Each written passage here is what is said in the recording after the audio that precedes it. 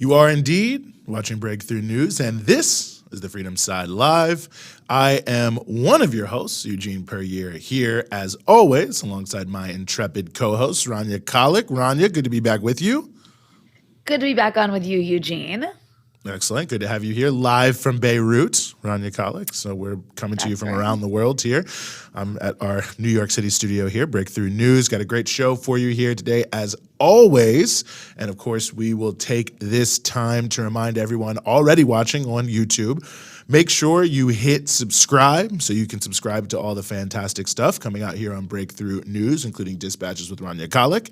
Also, make sure you hit the bell so you get the alerts about the thing that you have subscribed to, so that way you won't miss anything from us here at Breakthrough News. It'd certainly be greatly appreciated. And we are, of course, live only on YouTube, so make sure you also use this moment in order to alert others that we are live, and however you want to do that is the right way to do it. Just make sure whoever is following you in any capacity is here following us, because we've got a lot of great stories for them. And also, of course, you will be able to donate here in the show live. There's a button just below the screen there where you can donate, and we would greatly appreciate any and all donations. Certainly, your support is everything to us, quite frankly. And if you can't donate, that's okay too. But of course, patreon.com/breakthrough news if you want to become an ongoing donor. Really, really, really appreciate it. And of course, we will shout you out if you put your name in there when you donate. So, Rania, Indeed. Go ahead, please. No, I was backing you up with an indeed. Thank you. Thank you very much. Well, let's turn to our first story here. That's the city of Atlanta, Georgia, where I think many people may have already seen there was a brutal police killing several days ago in relationship to an attempt to prevent the outlandish growth of militarized policing there in Atlanta. And we are very honored to be joined as we continue the show by Kamau Franklin, who's an organizer with Community Movement Builders and also the co-host of the podcast Renegade Culture. Kamau, thank you so much for being with us. Thanks so much for having me. I really appreciate you guys putting me on. Well, the pleasure is all ours. And, I think a number of people probably have seen something about this, but maybe let's just start with a little context of what is this cop city and how did it end up in a situation where someone trying to stop it was murdered by police? So Cop City is basically a militarized police facility that the Atlanta Police Foundation, that the city of Atlanta, that the Atlanta police themselves proposed after the 2020 uprisings. And this proposal, as they stated themselves, was really meant to be a morale booster for the police. And so they put together basically $60 million worth of corporate funding, $30 million of public funding from the city of Atlanta to build this facility in a forest that we've dubbed as Weelaunee Forest, where they're going to cut down 100 acres of that forest. They're going to actually be leased 300 acres of said forest, but they're going to cut down 100 acres to build this militarized police training center, where they will have over a dozen firing ranges, mock towns and cities, where they will detonate explosive devices, where they will have bars and restaurants and even potentially housing for police. And so this is and a landing pad for a Black Hawk helicopter. Wow. So for us, this is something that is a militarized police facility, which is coming out of the 2020 uprisings, which its main two purposes, as far as we can see and are concerned, is to stop future movements and uprisings, as we will probably have soon after this videotape is released of the police killing in Memphis. And two, to continue to criminalize and over-police Black and brown communities as Atlanta gentrifies its way into being basically the next San Francisco.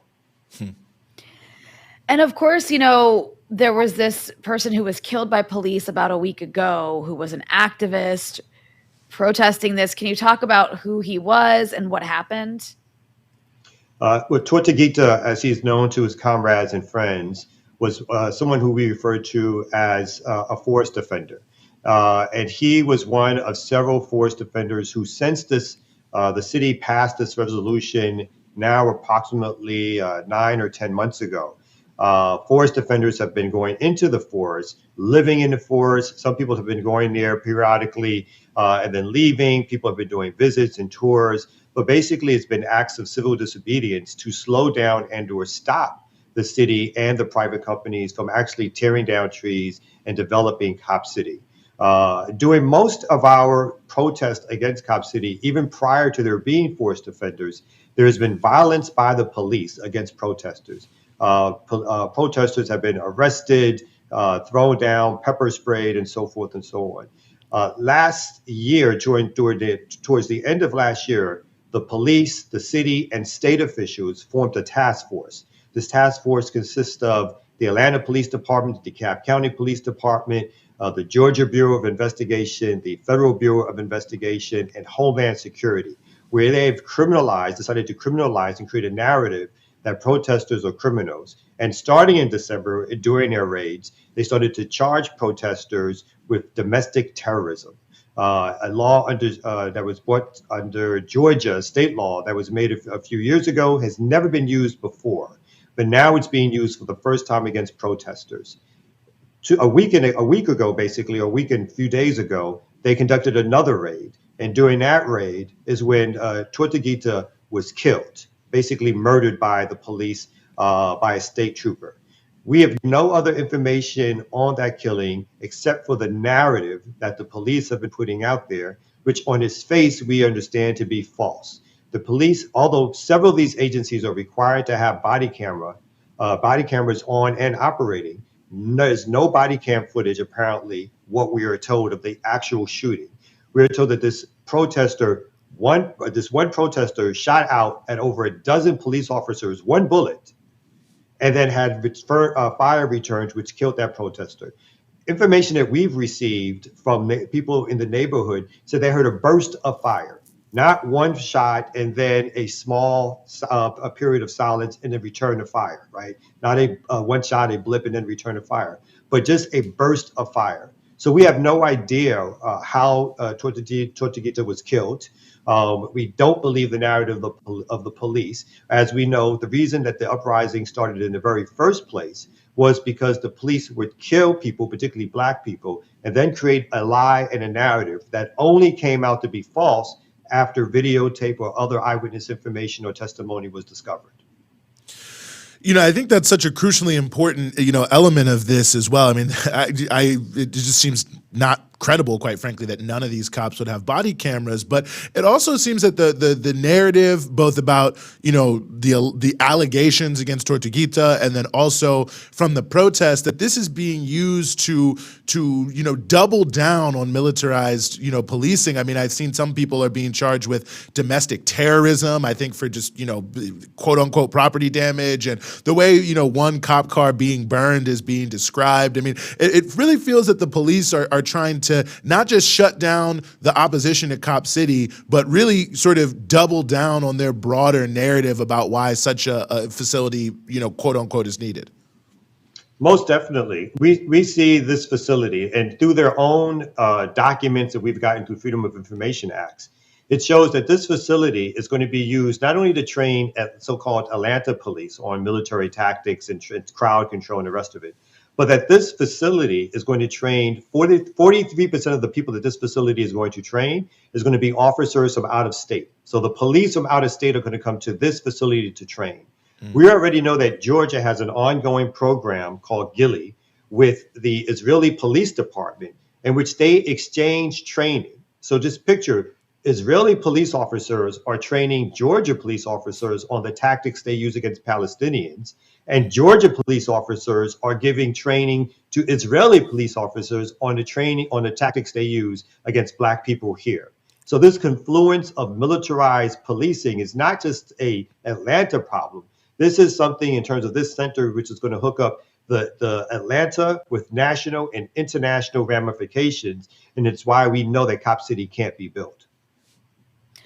That's a really good point you raise about the sort of international nature of this. And we know that Israeli police have a lot of exchange programs with U.S. police departments, but specifically with the Georgia police departments. There's like a special sort of pipeline there. And of course, that includes police of other countries as well that end up coming and training with various police departments and back and forth and teaching each other horrendous tactics. But, this also speaks to a broader issue, which is the fact that this year, or I'm not sorry, this year, but 2022, police killings in 2022 reached a record high in the U.S. Law enforcement in the U.S. killed at least 1,176 people that year, which is the deadliest for police violence as far as it's been, being recorded. So it raises a lot of questions because so much happened back in 2020, right over the killing of George Floyd. I mean, you had some of the largest protests in U.S. history all across the country, people coming out, learning about police violence, protesting racist police violence. Yet nothing seems to have changed. It's quite the opposite. Now you have this Democratic Party that's in charge that, actually used it to its advantage during those George Floyd protests to try to make it something against Trump. But now that they're in power, they've done nothing to address this. Instead, they've actually just finger wagged at the idea of defund the police.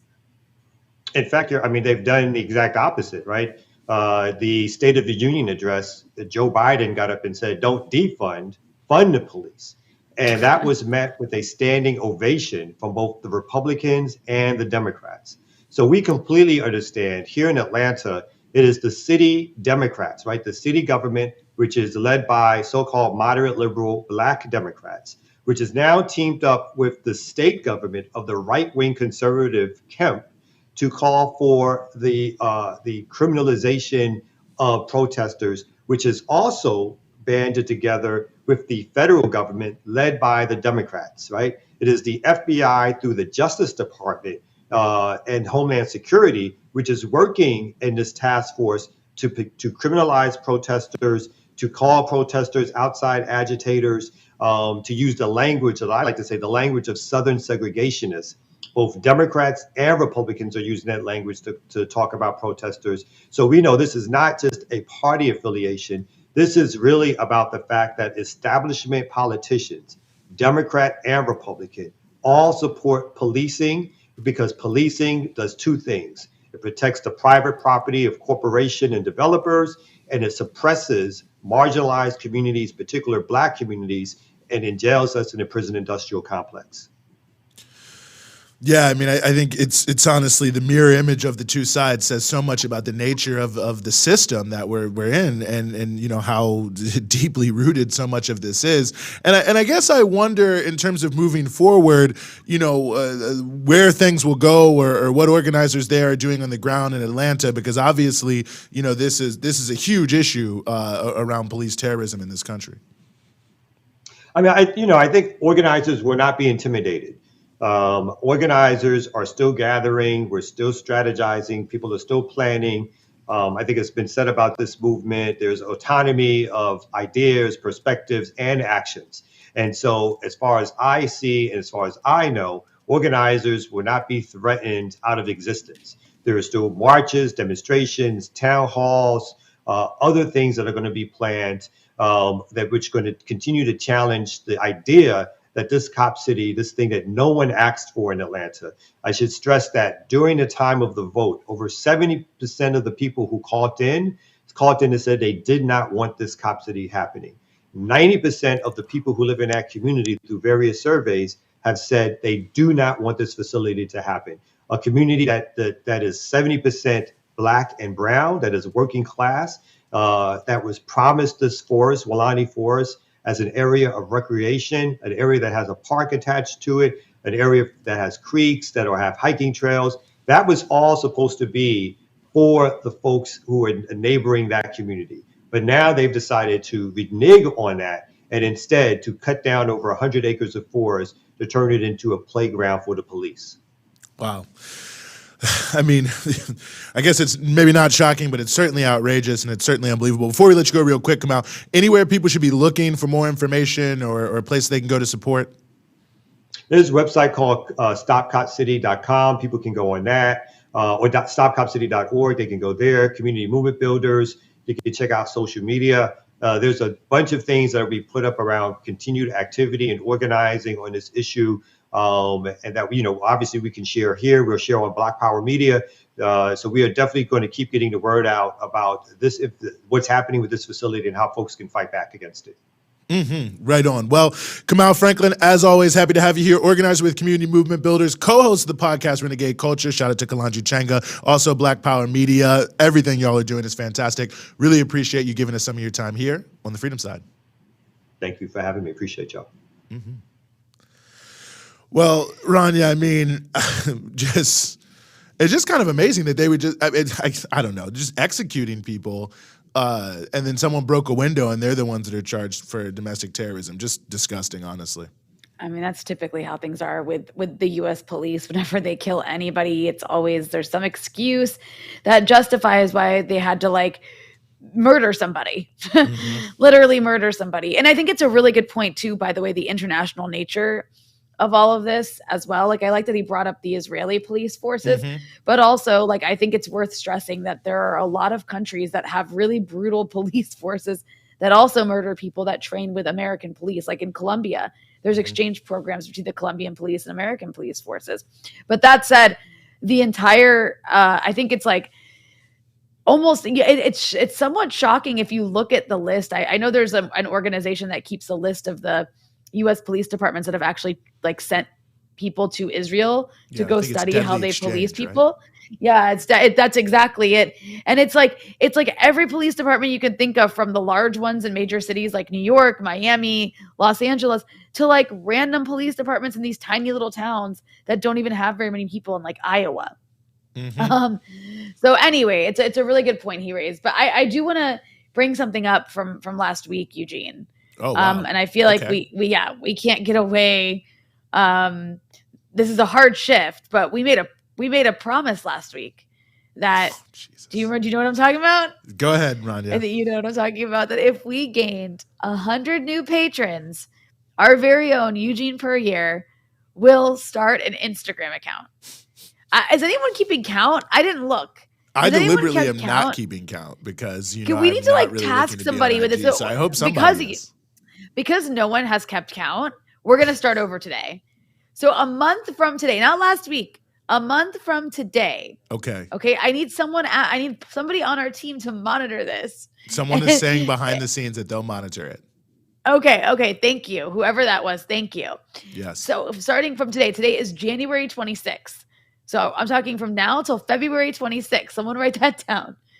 If we can get, let's say 50 new patrons. I feel like 100 is hard. No, you can't shift the goalposts. Yeah, well, I am if I'm shifting the week we're starting. So can we just say 50? Fine, 50. All right, fine. 50 new patrons. If we can get 50, that's not that many people. I mean, how many people are watching the show right now? We're 135. 135. If 50 of you, first of all, 135 people, why are there not 135 likes on this episode so far? I want to see, smash that like button, you guys, so we can get up to as many people. 146 are watching now. Boom. So I'm going to need to see 146 likes. Well, okay, I'll give it 140 because probably 6 people are hate watching us.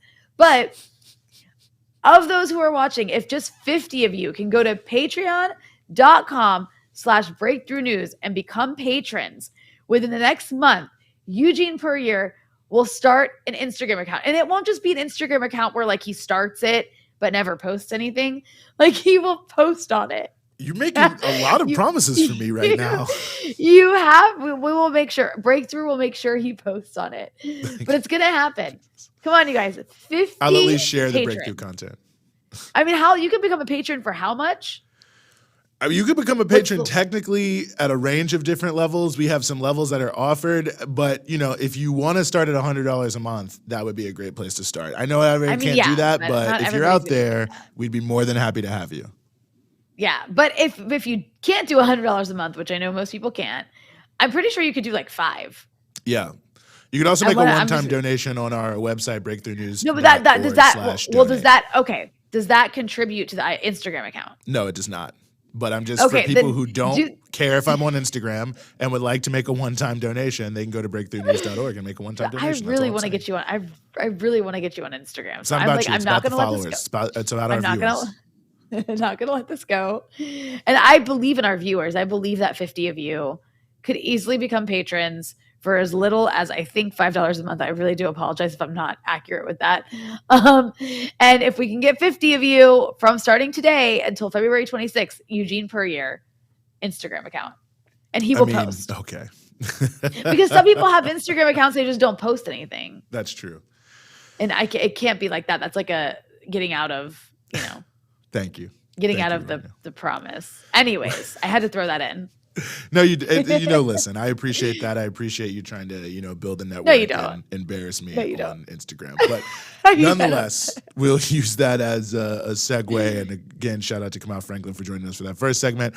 We now want to turn our attention away from the United States briefly into the Horn of Africa, where we are in the twilight aftermath, I don't know exactly what to call it. Maybe I'll ask my guest this exact question, of the war in northern Ethiopia, primarily there, but certainly the TPLF tried to take it other places.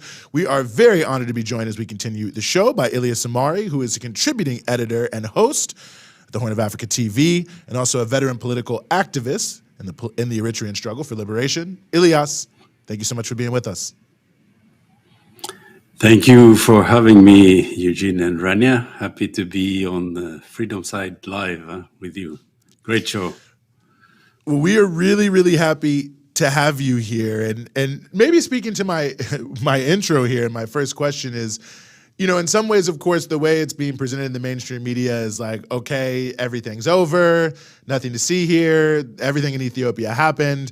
And obviously, like the most intense phase of conflict has ended.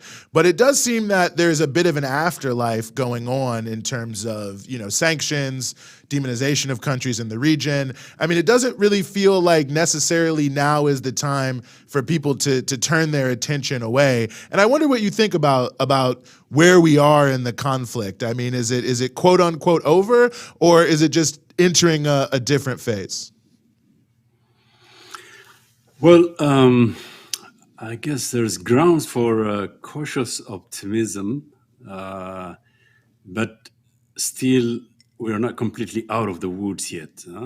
The past 2 years have been horrendous, a lot of destruction, close to 1 million people dead on all sides from the war that was instigated by the TPLF, and finally the TPLF was, forced to sign the cessation of hostilities agreement at Pretoria in November of last year. That's about 2.5 months ago.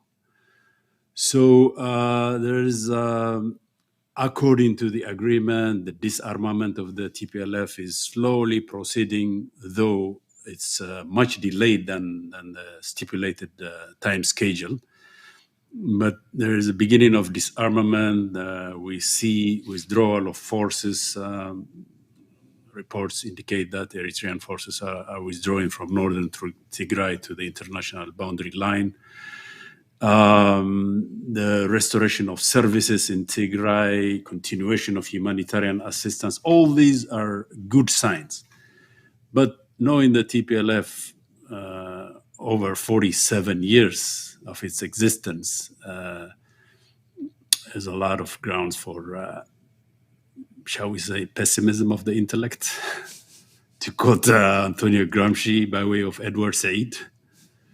There's a lot of grounds for pessimism of intellect, but we have to be optimists by the will. We need peace in the region. The Horn of Africa region has been ravaged by vicious conflicts, wars, interstate, intrastate, civil wars, ethnic conflicts for over 7, if not 8 decades. So this region of Africa, the Horn of Africa region, is in dire need of peace. And that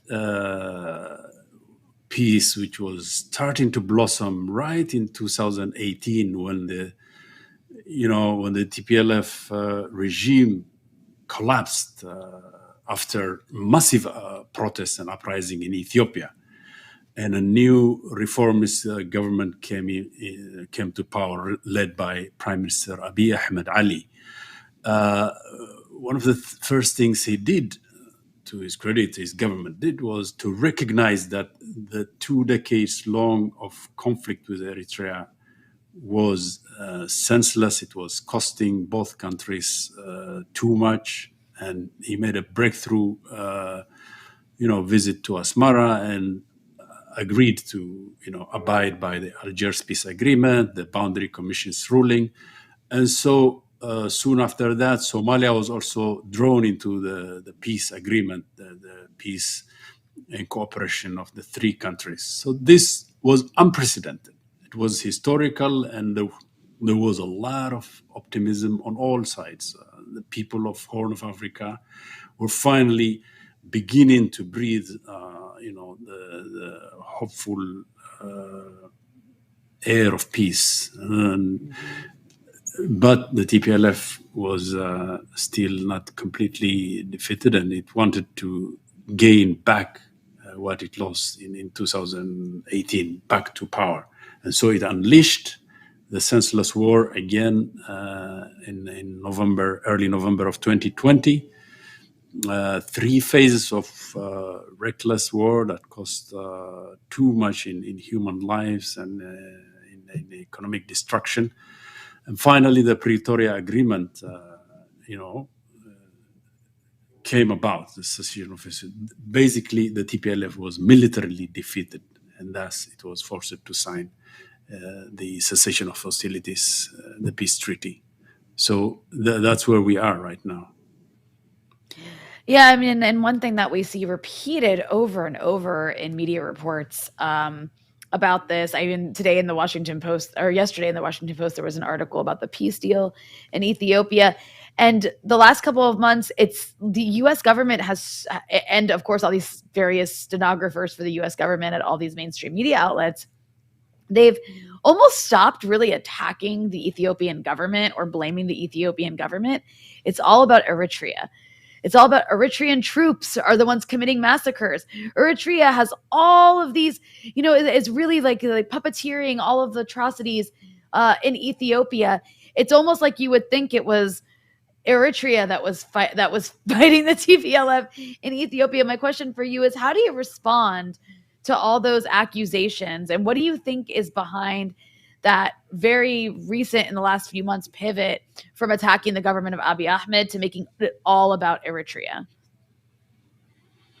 A good question, good observation, Rania.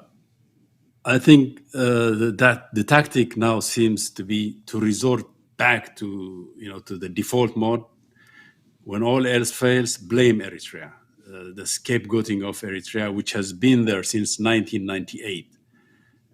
For decades, the sanctions on Eritrea that were imposed at the UN Security Council, US engineered sanctions imposed on Eritrea in 2009 because Eritrea refused to toe the line. It insisted that, Ethiopia under the TPLF should abide by the peace agreement, withdraw from occupied Eritrean territory. This the TPLF, refused to do. And of course, the United States gave a blind eye to that. Instead, it punished Eritrea. And another development was that Ethiopia invaded in 2006 Somalia. At that time, Eritrea said, this is an unacceptable invasion of a sovereign nation. The only country in the region, by the way, to stand against the TPLF's aggression. So for these reasons, Eritrea was constantly demonized. Sanctions were imposed on it on false charges that Eritrea was helping Al-Shabaab. Completely untrue, false, of course. And this continued for over almost 10 years until in 2018, the TPLF regime collapsed. Then peace returned. When peace returned and Ethiopia and Eritrea were coming together, resolving all their problems, and this peace expanded to include Somalia, this was, I think, not to the liking of the United States. And they wanted to put a monkey wrench on this, to stifle this peace baby in its early infancy, if I may use that analogy.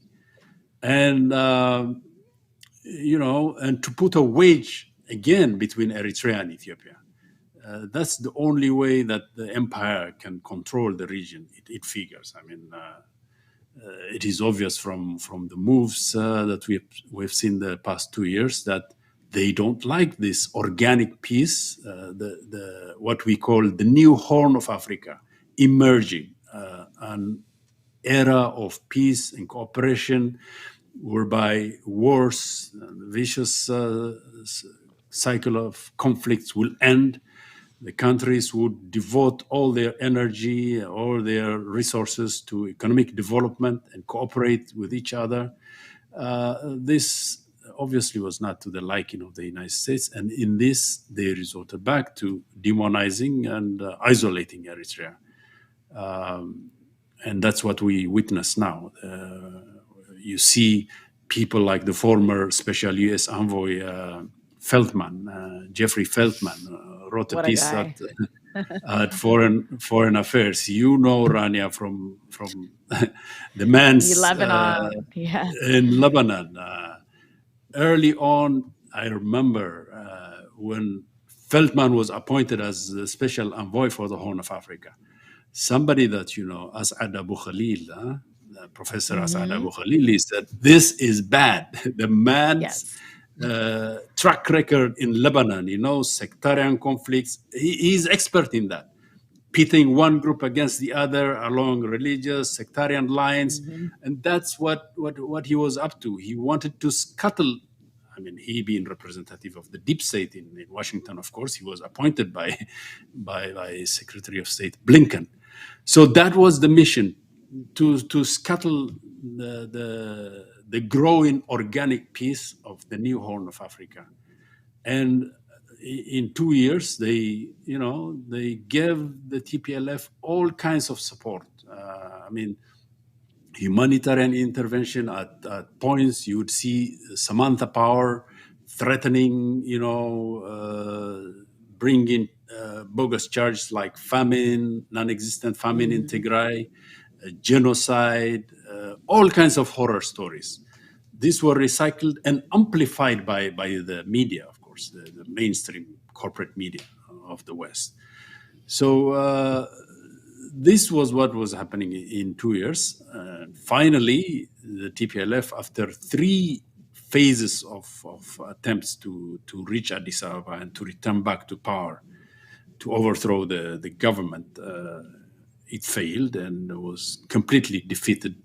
And just when it was on the verge of total annihilation is when they stepped in through of course, the mediation efforts of African Union to somehow rescue it and give it a safe exit.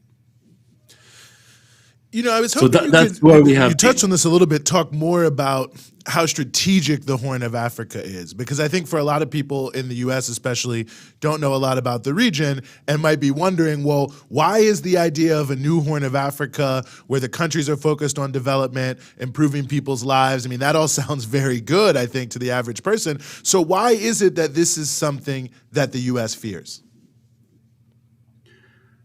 Well, that's a vital, the Red Sea Arena, what they call the Red Sea Arena, is a vital strategic waterway whereby oil from the Gulf region, passes through, there is the Bab el-Mandeb on the south, entrance to the Red Sea, and then it exits through Suez Canal, the Mediterranean to Europe, okay? So millions of barrels of oil are transported through this vital strategic waterway. It's near to the oil-producing Middle East. It's a bridge. The Horn of Africa is, in a way, an extension of the Middle East into Africa. Or you can say the Middle East is an extension of Africa into West Asia. It's also a region that has the vital waterway, the Nile Basin. So if you look at the greater area, beginning from Egypt in the north, Sudan, South Sudan, Eritrea, Ethiopia, Djibouti, Somalia, and then maybe Kenya and Uganda, this could be considered as the greater Horn of Africa. It's of very, very strategic importance, and the U.S. doesn't want to lose control of this region, especially now at a time when, in the global situation, the unipolar hegemony of the United States is in decline. and a new multipolar world order is emerging. China is obviously on the rise. Its Belt and Road Initiative, the Horn of Africa, is a vital, part of that Belt and Road Initiative. China, in fact, has now the only base outside in Djibouti. In Djibouti also, there are other military bases. The United States, Camp Lemonnier is there, Germany, Japan, Italy. I mean, a host of countries are there in that tiny city-state of Djibouti, right at the Bab el-Mandeb, south of Eritrea. So for these reasons, this region, the Horn of Africa region, for the United States is vital. It has been like that since the end of the Cold War, and it has been an arena of contention with the Soviet Union during the Cold War. And after the Cold War, the collapse of the Soviet Union, the US hegemony was there all along. And for that, the TPLF was considered as a client state, as an anchor state to control the region as a proxy force. And so when the TPLF regime collapsed, it was overthrown by popular uprising in 2018. This was not to the liking of certain sectors of the deep state. You may call them the neocon, the war party, those who are now in the deep state in Washington, D.C., who came to power in January 2020, the Biden administration, that is. And then here we are. Yes. No, that was a really good. No, that was a really good answer. I just wanted to ask, something to sort of piggyback on that is, I'm curious if you think that the war in Ukraine has had any ramifications on the U.S. focus on Ethiopia. And the reason I ask that, because it does seem, at least in the Middle East where I am, the U.S. is a little distracted. And a lot of its policies towards the region are about getting countries to get on board with U.S. actions towards Russia. So I don't know if you think there's something that if you think it coincides, the sort of U.S. focusing so much on Ukraine, and it does seem like there has been some level of, I don't want to say backing away from Ethiopia, but slightly less investment in trying to make sure the TPLF wins. Mm-hmm. Well, there is the focus now, of course, is largely on Ukraine, and somehow also the conflict with China. The rivalry there in the Pacific area, the South China Sea, maybe. But at the same time, Africa is of great importance. In a way, it is considered, from the trips you see, recently Secretary of Treasury Yellen, I think, is still on tour in Africa, right? To convince African countries to go along with the oil cap thing that they are trying to impose on Russia, to isolate Russia basically from Africa. China's growing investment in Africa is not looked, of course, favorably by the United States. It's looked as a threat, because China's investment and trade with Africa is much, much larger, I would say, than the United States. It's like 250 billion a year, the trade between China and Africa, whereas the UN is just the US is just a measly, I don't know, maybe 15 billion, if not less, 11 billion. I'm not sure. Wow. Around that. So you can see the huge imbalance. And African countries naturally look favorably towards China, because most of China's deals with Africa do not have conditionalities. As I say, the Chinese don't impose on you to have democracy for dummies, there's non-interference. You run your country as you want. We want a win-win, deal with you, that kind of thing.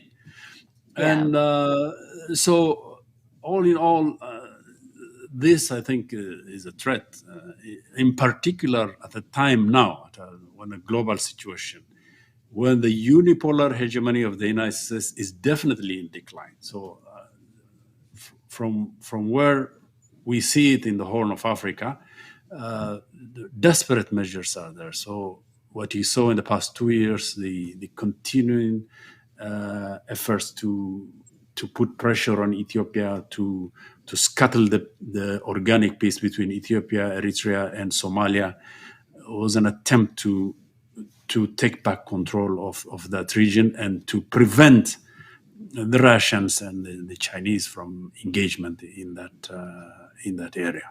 Mm-hmm. I think also well, Elias, the Middle East. Oh, go ahead. The Middle East, Saudi Arabia, now is wanting to enter with the BRICS countries, right? Right. So there's growing worry from that side. The Saudis are trading with the Chinese their oil deal through the yuan. That means the end of the petrodollar. So it is looking at it through this prism that the U.S. hegemony looks, this Horn of Africa area with it's worried. That's where it is, and but as I said in the beginning, we can be cautiously optimistic. Maybe the momentum that was started in 2018 can get back on track. There is a growing consciousness of the people of the region. Ethiopia is still struggling to emerge out of the crisis, but I am hopeful. Well, Elias, we really appreciate you joining us here on the Freedom Side, helping to illuminate all these things. Hope everyone checks out all your great work on Horn of Africa TV and elsewhere. But I know your time's valuable. So thanks for joining us here on the Freedom Side. Thank you very much for having me on your show. It was a pleasure and an honor. Freedom Side sounds like a title of a James Baldwin movie. I mean, novel, huh? Hey, if we can do as good as Jimmy Baldwin, we'll really be doing it. Thanks again for being here with us. And I will be watching closely, Rania, whether we can have Eugene join Instagram. Yes, not on Instagram. Yes, I've started a movement. So all my people following now, please contribute whatever you can to the Patreon support, so that we can get Eugene to join us on Instagram. How's that, Eugene? I love this. Perfect. I love it. I guess I'll see you there at this point. Guys. I do have some breaking news coming in from the team here at the Breakthrough News Studios here in New York. People may have seen or heard about the killing of Tyree Nichols there in Memphis, brutal killing. The video is set to come out tomorrow. Of course, the 5 police officers have been fired. We'll see what happens. But the police chief of Memphis himself has just told the New York Times that people are going to be outraged by the video. He said that the video will cause outrage and that the video will show that the police were heinous, reckless, and inhumane. That's the exact phrase from the police chief of Memphis about this video that's going to be released. And there's an expectation there's going to be some protests there in Memphis. But that's something for people to, I think, watch. Don't watch if you don't want to see it. But I think that very, very, very brutal killing. For a police chief to say that, I mean, usually they'll say the opposite. They'll try to tamp it down. Usually people aren't fired so quickly. So yeah. That Sadly, says a lot. It says a lot. You're right. Yeah. Well, to keep ourselves here on the African continent, we're actually going to be on the African continent for a little bit here. So this is good time as any to remind people to follow us here. We want to turn to the country of South Africa here, and we are very honored to be joined once again by Khulekana Skosana, who is the chairperson for International Relations and Solidarity of the ANC Youth League, African National Congress Youth League. Khulekana, thank you so much for being back with us. Thank you so much for having us. Happy New Year, and I hope it's been a great year for you, beginning of change. Thank you for having us. Well, no, we're honored to have you back. And, the sort of proximate issue here is what we've seen here in the United States, the not controversy. It's only a controversy here in the U.S., but the U.S. government speaking out against South Africa for hosting upcoming naval drills with the navies of China and Russia. And recently, the Minister for International Relations essentially pushed back against the United States, saying that South Africa, is not going to be dictated to and that this is just a part of your normal relations. But I wonder how you respond to the accusations by the United States that somehow South Africa is endangering itself or the African continent by engaging in naval drills with two of its allies. I don't understand how being a sovereign nation and taking our own decisions would be endangering ourselves. Certainly, what we must clarify is that all countries in the world conduct military exercises with their friends and with whoever they choose to. The United States has done this a lot of times. I mean, with plus minus 200 military bases all over the world. And it's a bit of a double standard because just recently in 2019, South Africa held a military exercise with the United States of America to great approval. And we did not receive any backlash from China or Russia because they respect the sovereignty of our country. So in the same manner that we respect the sovereignty of the American states or the USA, we expect the same. I think the South African government has had an intent for a long time to rubber stamp our diplomatic independence. We think that it is the people of South Africa who should take decisions with who we become friends with and who we do not become friends with. And like I said, we've had military exercises with the French, with the American, and there was no criticism then. So we don't understand what danger that is, but we don't see any danger with us having military exercises with our friends, which we've done in the past and will continue to do.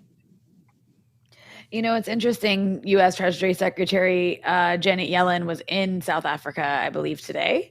And she did not raise U.S. criticisms of these military exercises, which I think says something about the U.S. is really trying to play this balancing act because they realize South Africa's power here. But she did bring up the issue of sanctions. My camera is about to turn off, but I'm going to keep saying this question and then go fix that. But she did bring up the issue of sanctions, U.S. sanctions on Russia. And I'm just curious how South Africa is responding to the issue of U.S. pressure when it comes to sanctions on both Russia and China. South Africa has not imposed any sanctions on Russia or China. In fact, pertinent to the question is that our trade relations with America are only a measly 22 billion US dollars. And in contrast to that, our trade relations with Russia, it's about, what is it? It's about 1.4 billion.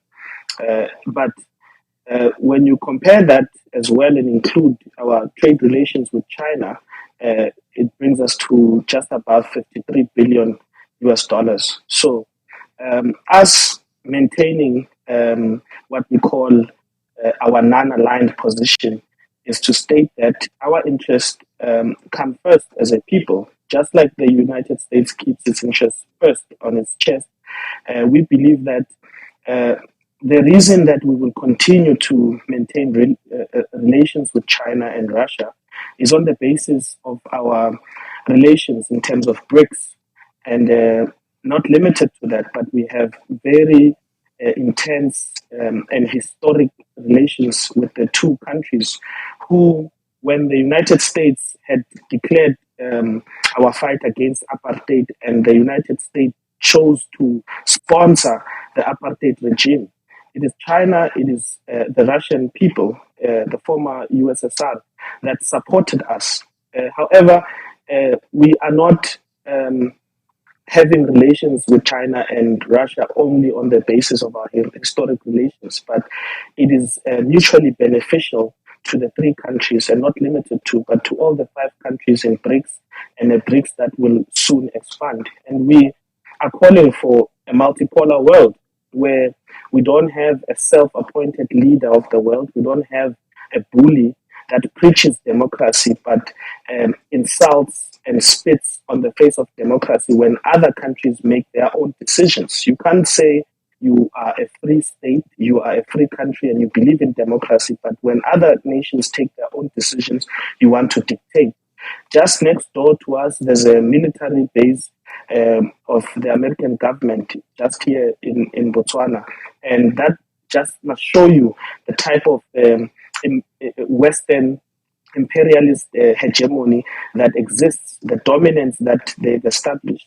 And we want to say that we believe in a world where there is no one center of power. And when we speak of democracy, demokratos, it's about for the people, by the people. And at the center of it is equality. We think that America should not just be the only superpower in the world, and us, we are toiling around as developing nations forever. We would also like to see one day an African country sitting in the United Nations Security Council. We would want to see multilateralism. We would want to see a reformed United Nations which really respects the sovereignty, rights, and freedoms of all the people and doesn't just talk about it. So I think America should practice what it preaches, and it preaches independence, it preaches sovereignty. That is not only owed to the American people, but us Africans as well, the Chinese, the Russians, basically the global south basically also is growing, and we want to be part of that growth. So when you speak of sanctions, I personally, as a young person, see sanctions as weapons of war, because sanctions result in hunger. Sanctions at the core of them are targeting the people, the civilians who have nothing to do with the decisions taken by the respective governments. So we think that, in particular, to speak about Africa, the sanctions imposed on Zimbabwe should be lifted. The blockade imposed on Cuba should be lifted, because when we speak about punishing those that we believe have committed crimes, the American government is seemingly being selective. It does nothing in response to the heinous crimes committed by the Israeli regime. It does nothing about the heinous crimes committed in Rwanda, in Cuba, and the rest of the world. So if you are going to speak of sanctions, then don't be selective. Also punish Israel and those who commit crimes. Also punish Morocco for imposing apartheid on the people of Western Sahara. So we're worried about the US government that is selective on sanctions that it imposes on the countries that it thinks do not agree with them.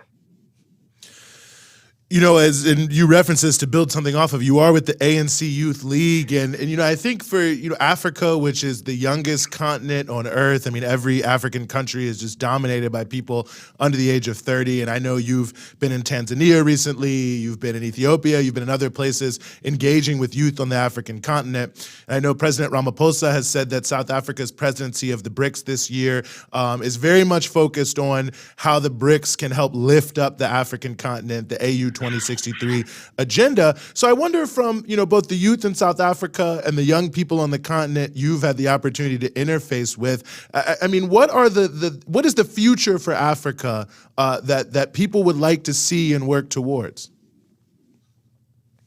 The future for Africa is that where we achieve African renaissance. The future for Africa is where we fully achieve the ideals and objectives of Pan-Africanism.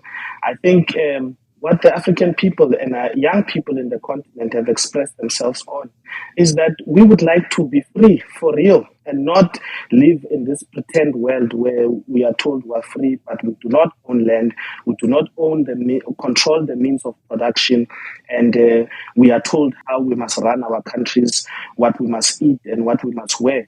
We want an Africa where It is for Africans, by Africans. We want Africans to buy their own clothes, eat their own food, and produce and refine their own minerals.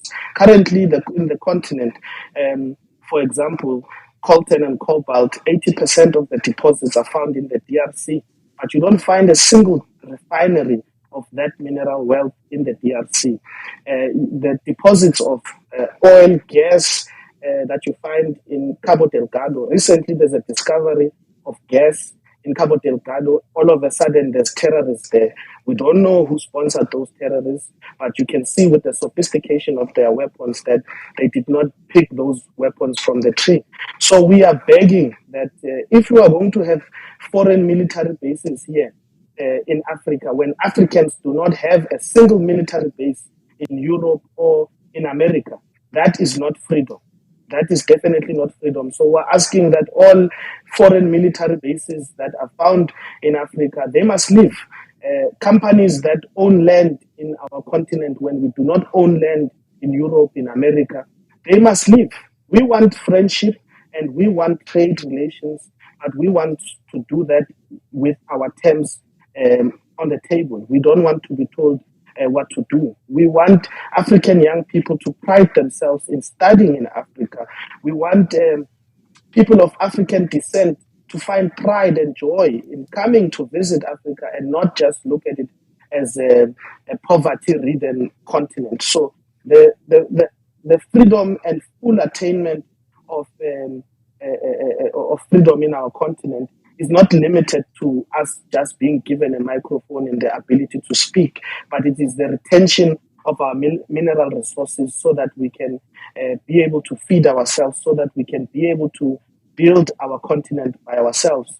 And those who come to the African continent to dictate, time is up for them. We only are going to be engaging with people who are going to listen to us and allow us to set terms. And China and Russia have been proving themselves to do so. As I said, when we meet, when our government has a meeting with the U.S. Secretary of Treasury, Yellen, you don't find a complaint from the Chinese government. When we meet with the leadership of President Ramaphosa went to meet with the king in Britain, there was no single statement from Russia or China. That's because they respect our sovereignty. So we expect the same from the American people. If you want us to respect you, you must also respect us, because we are no longer living in slavery here. We fought for our freedom. It was not given to us. People died for the freedom that we enjoy here. So our sovereignty and ability to make decisions and conduct business with whoever we want must be respected. And the future of Africa that we want is where young people and the people of the continent understand that we will not be dictated to anymore. Our mineral resources will not be stolen anymore. We will be trading on our own terms. Mm-hmm. Well, Khulekana Skosana, Chairperson for International Relations and Solidarity with the ANC Youth League. As always, great to have you on the show, and thanks for giving us some of your time here on the Freedom Side. Thanks for having us. Mm-hmm. Always enlightening. Great person to follow on Twitter, I have to say. Khulekana, he's all over the world doing a lot of great things. He was in Donbass. He's all over the African continent. A great way to track a lot that's going on with young people who are getting active. And on that note, we want to turn just to the north of South Africa, to the country of Zambia, and we are very, very honored to be joined here on the show by Dr. Fred Mbembe, who is the president of the Socialist Party of Zambia. Dr. Mbembe, thank you so much for being with us. Thank you. Well, the pleasure is all ours. And my first question here to you is, Janet Yellen, the Secretary of the Treasury of the United States, was recently there in your country of Zambia, and she took the opportunity to take a shot at China and to essentially make some points about Zambia's debt and relations with China. And I guess I just wonder how you respond to this idea that the biggest threat to Zambia, in the eyes of the United States, it seems, appears to be China. The biggest threat actually is the USA, not China. China has never threatened our sovereignty It has never threatened our independence. We have never been subjected to any form of mistreatment, maltreatment, exploitation by China. But we cannot say the same about the USA. Can you actually give us an idea of what the U.S. relationship specifically is with Zambia? Because I mean, if the U.S. is making all these accusations about China being predatory, I mean, what else would you call the U.S. relationship with Zambia if not predatory? But can you break down for us what that relationship looks like? Today, the USA is setting a military office in Zambia. China does not have a military presence here. When we were being bombed by the apartheid regime, by the racist minority regime in Rhodesia, now Zimbabwe, we asked the USA for protection. We asked the USA to help us with air defense systems. They declined to do so. We had to turn to China. It is only the Chinese who helped us with the MiG-19s and later with MiG-21s and some tanks. The USA refused. We were blockaded. We needed a rail system to get our goods to the ports of Dar es Salaam. The USA declined to finance a rail system from Zambia to Dar es Salaam in Tanzania. It was only the Chinese who came, sacrificed whatever little they had at that time. The China of that time is not the prosperous China of today. They had limited resources. They spent over $500 million they didn't have. They lost 70 citizens trying to construct a rail for us, which they accomplished in 5 years. China has been there for us. The USA has not been there for us. When Southern Africa was on fire fighting the apartheid regime, the USA sided with the apartheid regime of South Africa. They did not side with the African people. They never supported the ANC. They labeled Mandela a terrorist, but today they exalt Mandela in all sorts of ways. SWAPO was a terrorist organization in Namibia. ZANLA and ZIPRA in Zimbabwe were terrorist organizations. They were not on our side. They were on the side of the oppressors of this continent. They participated in the killing of our leaders. The USA participated in the killing of Patrice Lumumba. The USA participated in the toppling of Kwame Nkrumah. The USA participated in the assassination of Muammar Gaddafi. The USA participated in so many coups on the African continent. China has never participated in any coup. China has never killed a single African. How many Africans had the USA killed? What has China done against us? Compared to what the US has done against us? You know, one of the things that came out of, or allegedly came out of, the US-Africa summit that took place here in Washington was this so-called memorandum of understanding between the US, the DRC, and Zambia around the electric vehicle supply chain, with the US making sort of insinuations that they were going to help DRC and Zambia, harness their resources and build electric car batteries. It didn't actually say that when you read the fine print, but nevertheless, this is the implication they're giving to the world. So I wonder how you react to this memorandum of understanding and the idea coming from the United States that somehow they're going to help Zambia industrialize. It's very strange that the USA government can directly append its signature as a government to a business deal. They usually send their corporations to do that. Doesn't it raise questions that the USA government now wants to get into car batteries directly? signing a memorandum of understanding.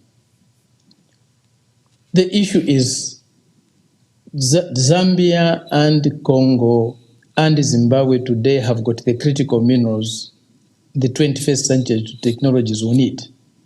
So the interest of the USA government in DRC, in Zambia, and in Zimbabwe is very high now for economic reasons. They are also worried that China will have access or a good access to these critical minerals. They want to keep China out of this region, out of reach to these critical minerals. Is that in our interest? No. These critical minerals need to be utilized by all citizens of this world, by all human beings on this planet should benefit from that. But more so as who are privileged to have these minerals in our territories. That's the people of Zambia, the people of DRC, and the people of Zimbabwe. The Americans are trying to create military installations in Zambia. And they have stated it clearly. Zambia is in the front line of their attacks, of their struggle against China. They didn't hide it. They said this at the time the president of Zambia was in the USA to sign that memorandum. They disclosed this themselves. They have never denied it. Even the Zambian government has never denied. So there is an anti-China crusade, and they want Zambia to be a champion of that. We are a puppet regime that is being used today to champion American interests. There's nothing in that deal for us. We had a deal between Zambia and DRC. There was an agreement signed. We were shocked that there's another second agreement now joining the USA to it. For what?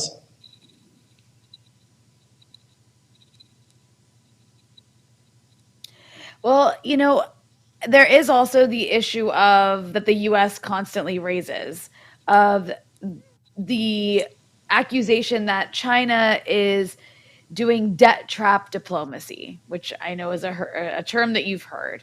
And sometimes they'll use Zambia as an example that China makes these unfair deals with countries like Zambia that leave Zambia and other countries in debt and that allow Chinese companies to take advantage. So I'm curious if you could tell us a little bit about what is the relationship between China and Zambia and surrounding countries, and what is the actual dynamic between China and these African countries in terms of these various loans that they're giving? I think let's look at the figures. Today, only 30% of Zambia's foreign debt is held by China. 70% is held by Western countries and private individuals, well, private organizations. Most of the private debt today is between the USA and Britain in terms of private market bonds. If there's a debt trap, who holds the 30% and who holds 70%? Who has trapped Zambia? If there's a debt trap, really, it's the USA and Britain that are holding Zambia at ransom in terms of debt. China only holds 30%. And what has that 30% debt been spent on? It has spent on developing hydropower stations, airports, roads, water systems, hospitals, schools, government buildings, and so on.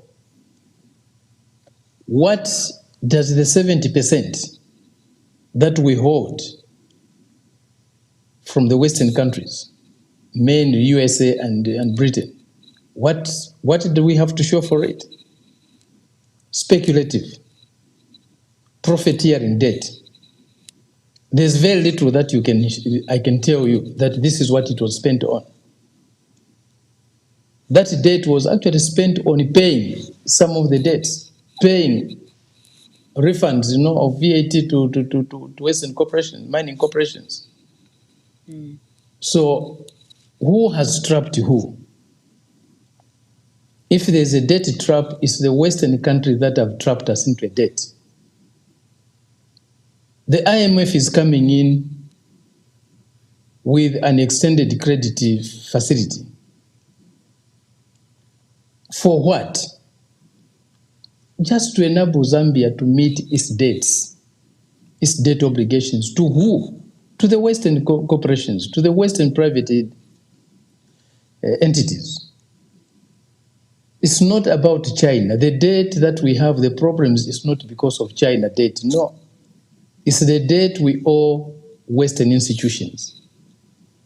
70% of our foreign debt is with Western institutions.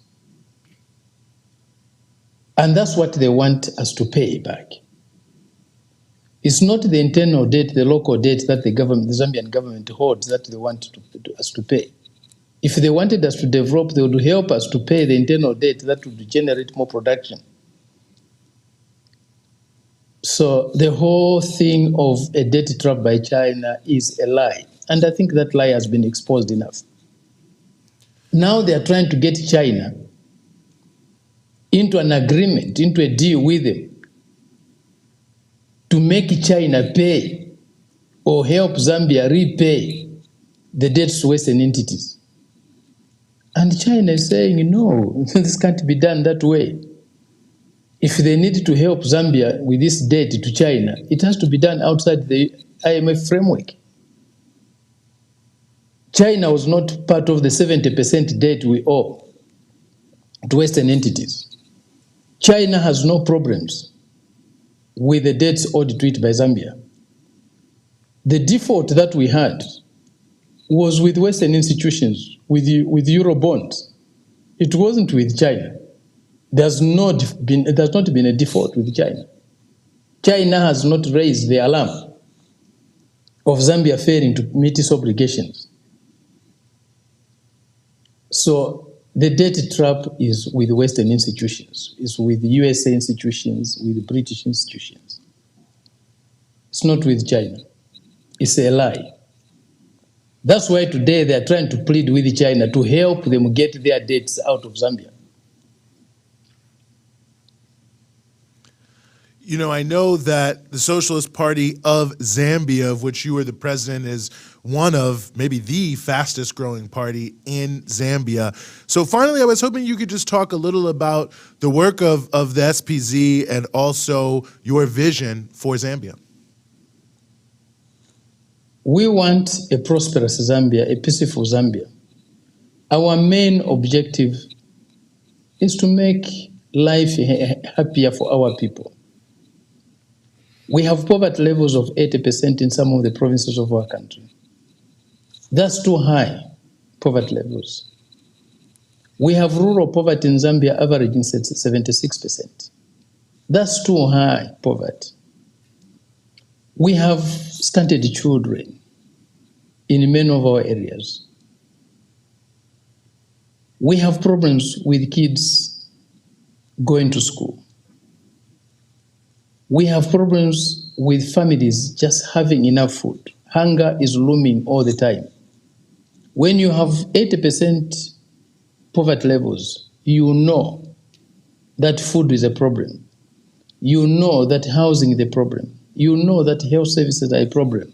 You know that sanitation is a problem. You know that access to clean water is a problem. Our main and immediate task is to deal with these basic problems. We have high levels of unemployment. We need to deal with that. So the key primary areas that we have to address immediately is education, health, and agriculture to ensure that our people have got access to food. Even if you provided the free education to a child who doesn't have access to food, the child can't learn in school without eating.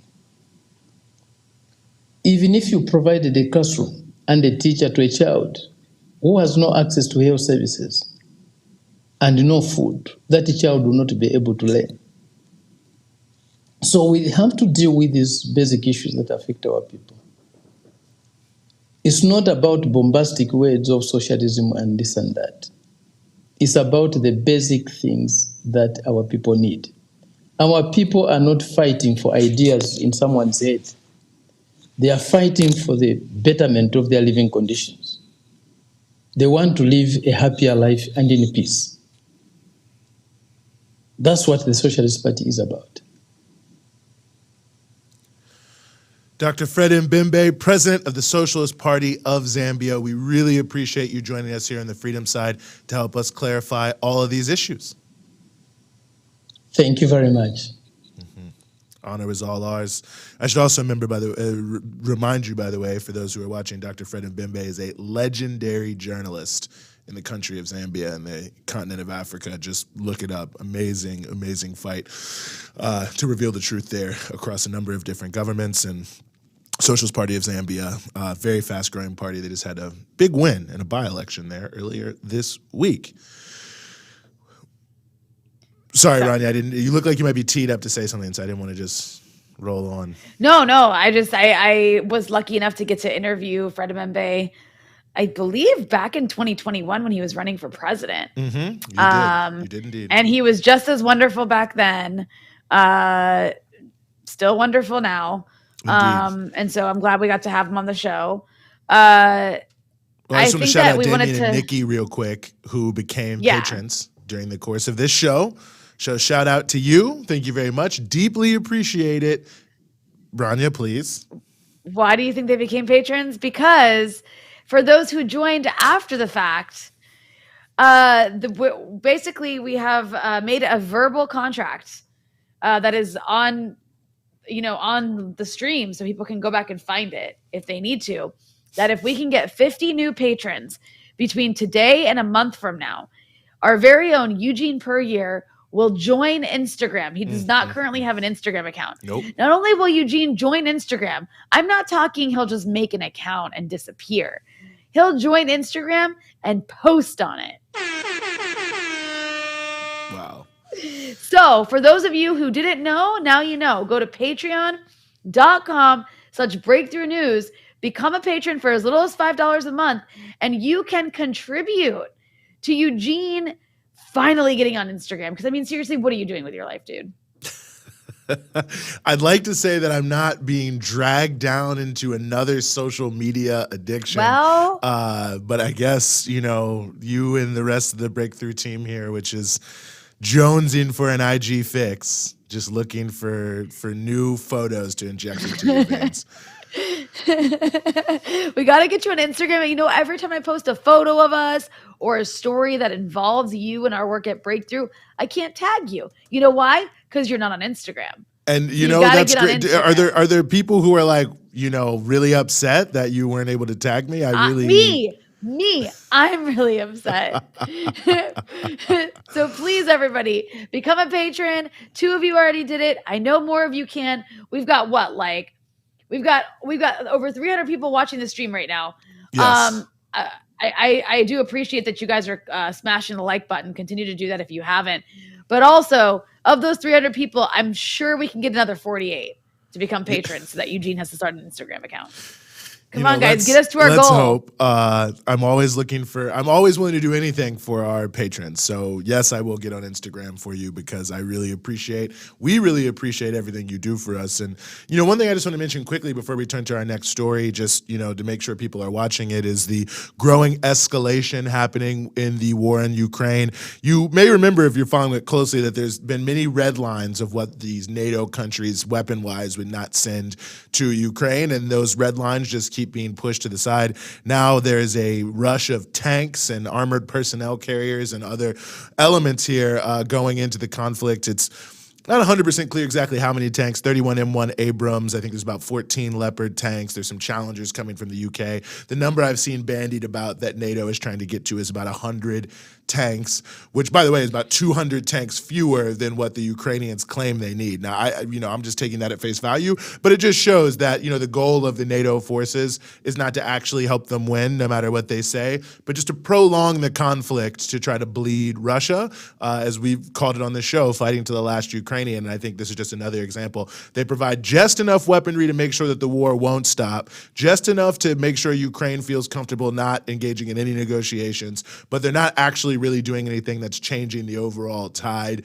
and narrative of what's happening there in Ukraine. So, and now Ukraine apparently is trying to get jets, some looking even for F-16s perhaps, certainly MiG-29s and others. So you can see we are spiraling into a deeper and deeper morass here. It's one of those similar logic to what happened in Vietnam, in 67, 68. They knew they were losing, but they didn't want to actually take the loss. The PR hit was too much for them, so they chose to, in fact, escalate instead. And, of course, we know millions of people ended up dead in the course of that conflict, and, we've got tens of thousands who have ended up dead here. But just wanted to mention that piece, Rania, because the escalation of the conflict in Ukraine is really continuing at a fast clip here.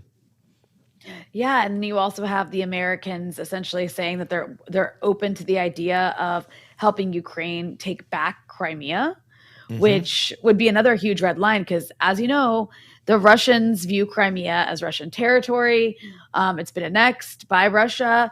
And as we know, even mainstream media outlets who've been there have reported that most of the people there view themselves as Russian.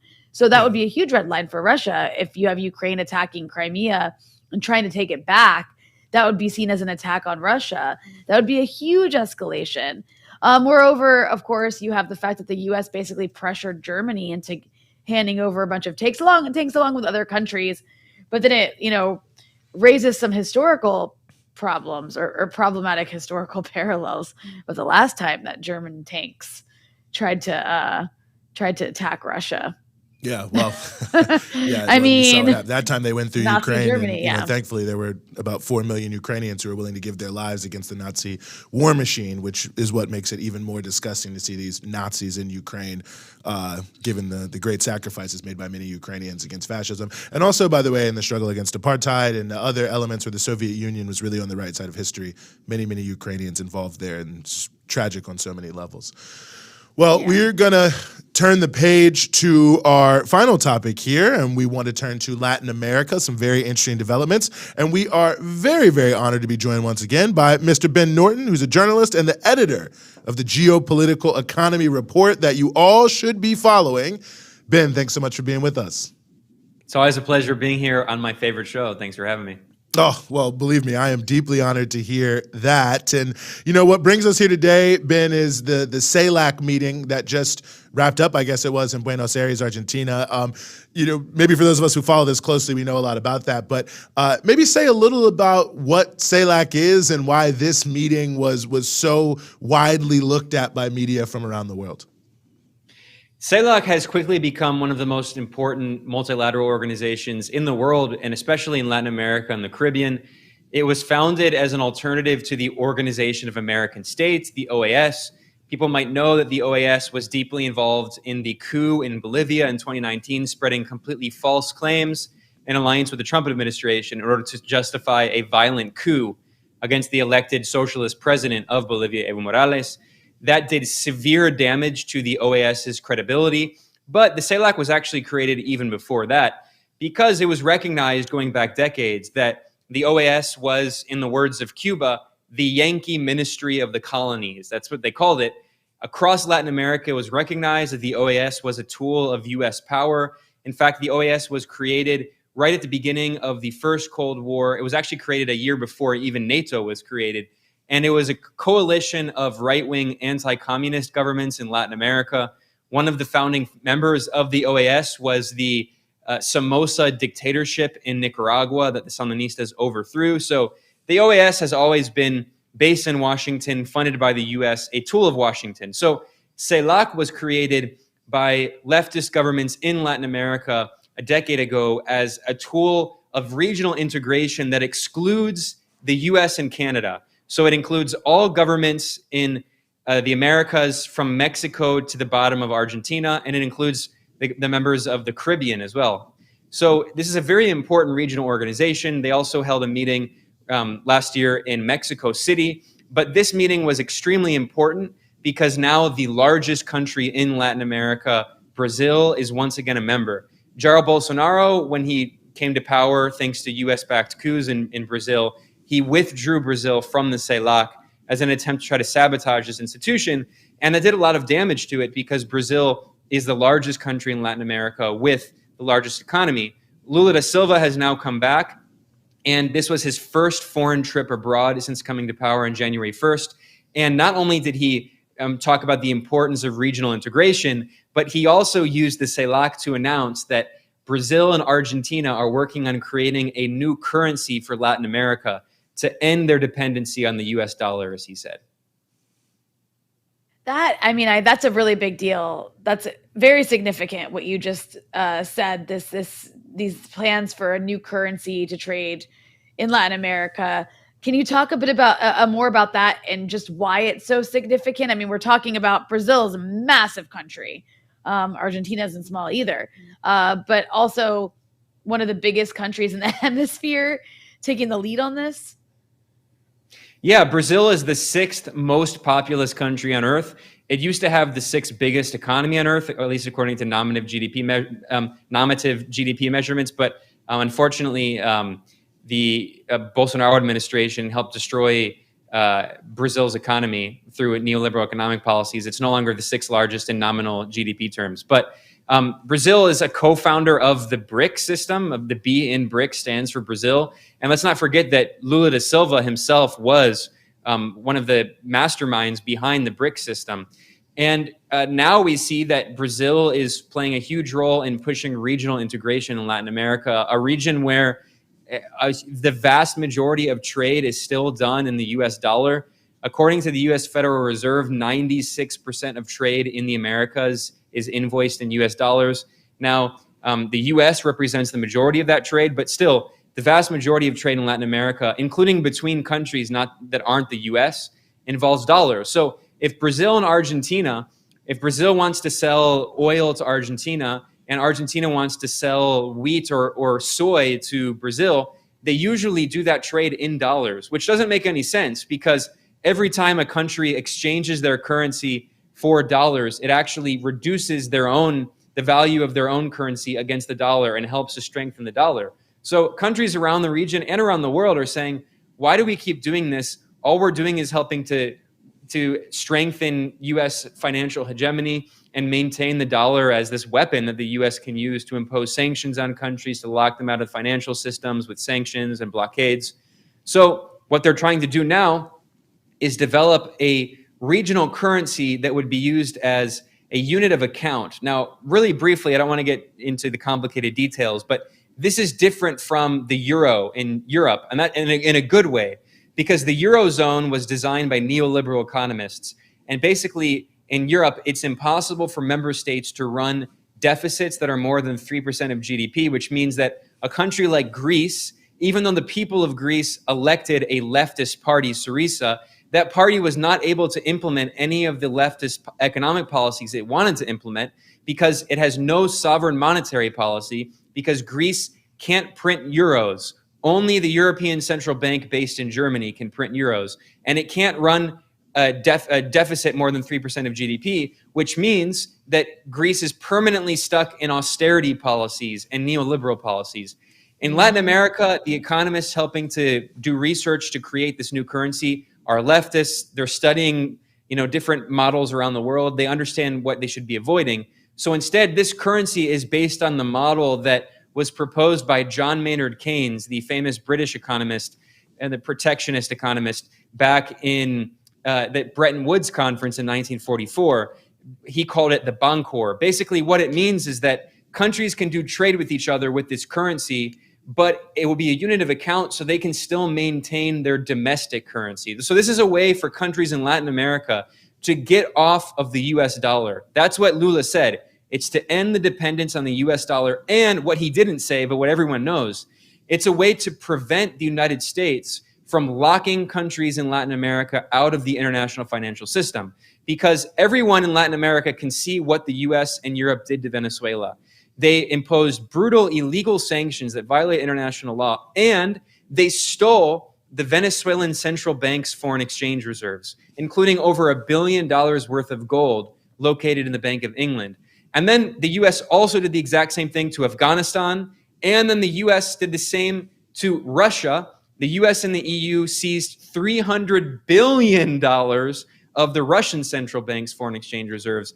Countries around the world said, wow, this means that the US is basically an international pirate. They can steal our government's exchange reserves. We need to find new ways to protect our trade and protect our exchange reserves. And one of the ways of doing that is creating these new systems of trade and these new systems of holding reserves. So basically, the US has caused severe blowback because of its own economic warfare policies against Venezuela, against Russia, against Iran, and countries around the world, but especially in Latin America, are taking the charge to try to create new economic alternatives to prevent the US from being able to do that to them. You know, Ben, these are such important points on a number of different levels. And, you know, one of the things that I think is important really here that you've raised is, you know, what it means for Lula to come back in terms of Brazil's place in the world. And, you know, there are some misguided people out there who, you know, have seen that since Lula has made statements on the war in Ukraine that are, you know, more or less the same as the government of China, that somehow he's less committed to taking on the existing order of imperialism than Bolsonaro, who, you know, 3 months left in his government went to Russia one time. And I just wonder how you respond to that, because I think obviously there are a lot of people who are, you know, hoping to see more from Brazil in terms of shifting the balance in the global relationship of forces. I mean, this is completely ridiculous. It almost isn't even worth responding to this ridiculous concept that Bolsonaro in any way was like challenging the US. Bolsonaro was the most pro-US, sycophantic pro-US Brazilian leader since the dictatorship that was installed after a US-backed coup in Brazil. I mean, let's not forget, Bolsonaro only came to power because of 2 US-backed coups in Brazil. The 2016 impeachment of Dilma Rousseff of the Workers' Party, the president, on completely bogus charges. And Lula has referred to that this week as a coup, which is what it was. In 2018, then Lula was imprisoned on fake charges. The UN Human Rights Committee said that the charges against him were bogus and violated his civil and political rights. The Brazilian Supreme Court expunged his record and dropped all the charges against him.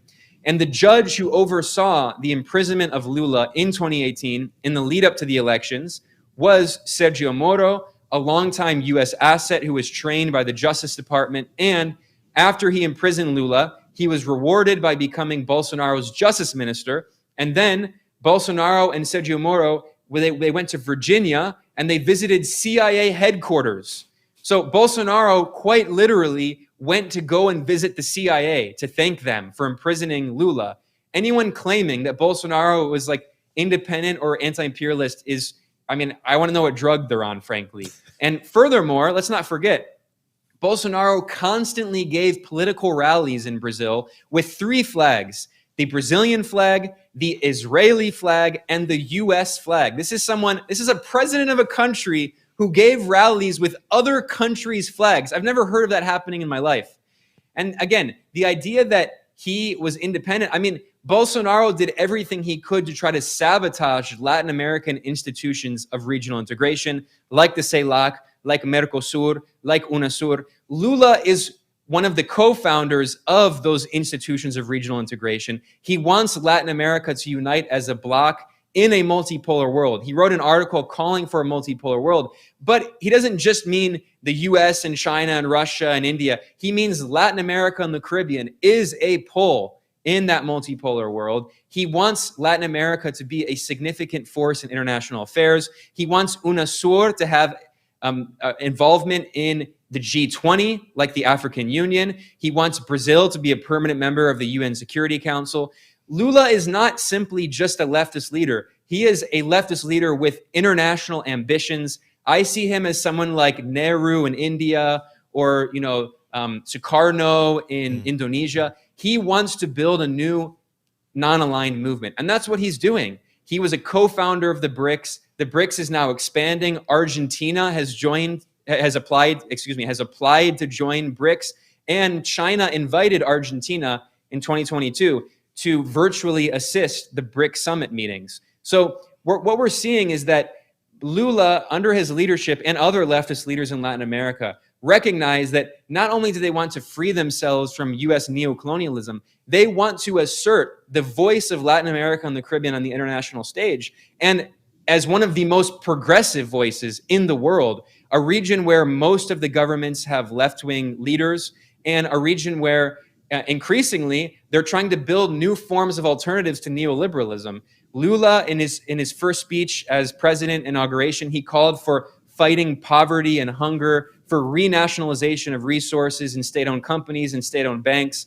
And we see across Latin America and the Caribbean an attempt to build what they call 21st century socialism. And I really think that Latin America is really at the vanguard of this international struggle against imperialism and against neoliberalism. Well, I think that all raises a really good point about the theme of this entire episode, which is the issue of this rising multipolar world.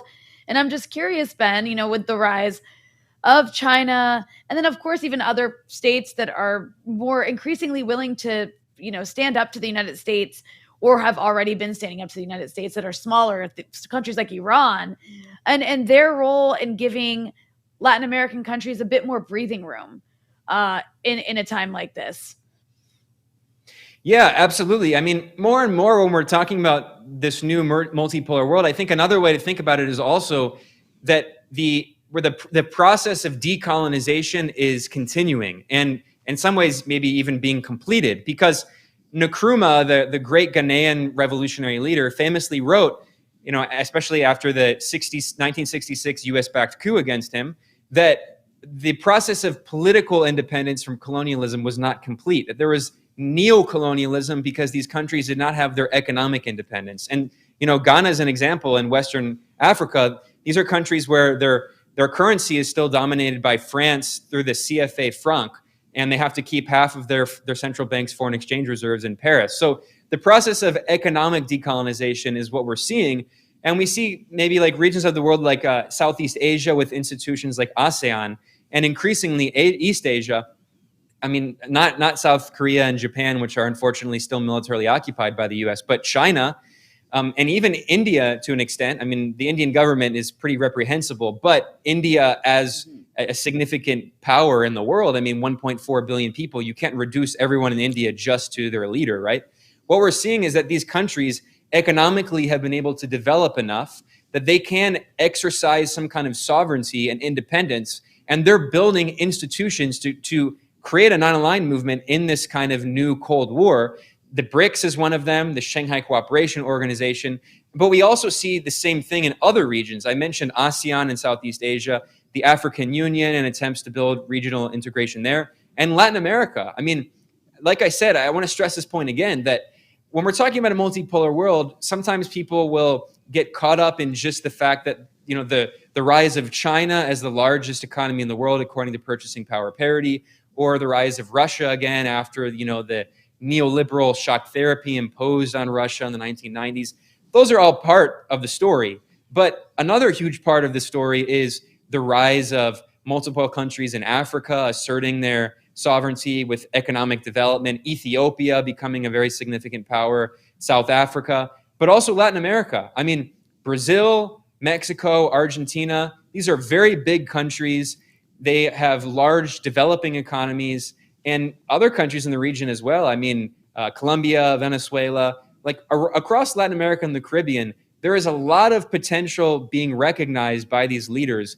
They have all the natural resources they need to develop, and if they can unite their forces, they can become a significant pole in that multipolar world. The of course, danger is as the U.S. commander of Southcom, which is the U.S. military section that oversees Latin America and the Caribbean. She gave a speech at the Atlantic Council, Laura Richardson, in which she salivated over the natural resources in Latin America, over the lithium and copper and oil and water resources. And she said that the US wants to make sure it has access to those resources. So that's the danger, is that this rise of these powers in this new multipolar world that are trying to challenge neocolonialism, unfortunately, it's not inevitable that they will be victorious. So that's why I think it's so important to talk about the ways in which the US is trying to frustrate these attempts at decolonization, whether it's through the rise of Latin America and regional integration, the US attempts to sabotage groups like the Bolivarian Alliance, the ALBA, or the CELAC or UNASUR, or the attempts to sabotage Eurasian integration, which is basically part of the same struggle. It's about dividing these regions of the world and keeping them divided in order to maintain imperial hegemony. Mm-hmm. Well, Ben, before we let you go, where can people find your work? People can go to geopoliticaleconomy.com. Everything I talked about today is the stuff I report on, and especially about the different projects of Latin American integration and Eurasian integration and how it all plays together. Mm-hmm. In English and in Spanish, by the way. Yeah. Ben Norton, as always, really an honor to be joined by you here. It's a real pleasure. Thanks, Eugene and Rania. Keep up the awesome work. Mm-hmm. Well, Rania, that, as always, brings us towards the end of our show. Shout out to all of our guests. Shout out to all of our viewers. Shout out to all of our donors. Anything you want to remind people about, Rania? Yes, I want to remind people that if you become a patron in the next, do it now. If we can get 50 new patrons from today until a month from now, Eugene will join Instagram. Up until now, he has not had an Instagram account, which is quite shocking. I know. We're trying to change that. And the only way we can do that is with your help.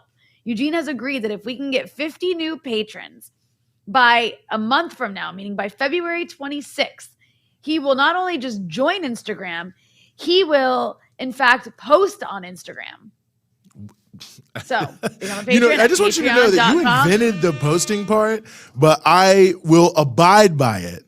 Because I want the people to... You must. Well, I want to give the people what they want if I can borrow something from our friends at People's Dispatch. By the way, tomorrow morning, you should check that out on the People's Dispatch YouTube page. You should absolutely do that, but I feel like you're trying to change the subject from what I was talking about, which is that become a patron in the next month. Do it now, though. Do it quickly. Do it now so we can get the momentum started. We already had a couple people do it today. Become a patron. Shout out to Patreon.com/breakthrough news. For as little as $5 a month to get Eugene on Instagram. Let's do it, you guys. We got this. Let's definitely do it. Do it for the whole Breakthrough News team that is working very, very hard to make these shows possible. Shout out to Matt in the booth, Emily in the booth, for doing a lot behind the scenes when Rania and I are on air. Most people don't see it to make it possible. Shout out to... There it is. Shout out to... a new patron, Brian Zambrano, I think. Shout out to you as well. But on that note, on Instagram for Brian. Yes. Well, either way, on that note, we're going to end the show this week. But for myself, for Rania Khalek, for the whole Breakthrough News team, we will see you next week.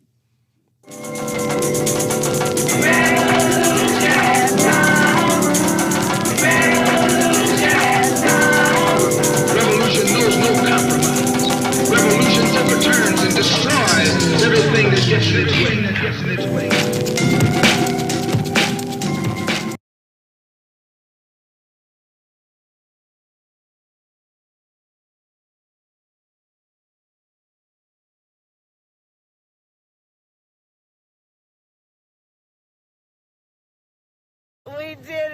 We did it, Joe.